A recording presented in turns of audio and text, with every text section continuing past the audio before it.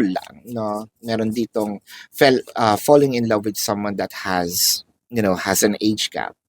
Um, ang kinakatakot naman dito is anong sasabihin ng ibang tao kapag na-fall in love ako dito sa either pag matanda or medyo may edad, sasabihin ay pumatol sa may edad, no?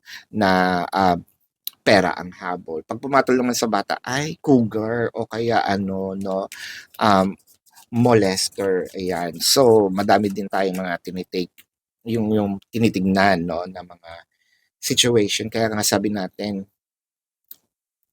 kung kaedad lang or siguro nung medyo mas bata ako nung hindi masyadong halata, no? Siguro I tried when it comes to love. Meron din naman dito yung parang um, sana pala kung naging mature ako dati, no? Kung inipon ko lang yung mga pera ko na hindi ko ginastos kung saan-saan, siguro I have this money right now, probably not really splurging, or probably, retired na ako.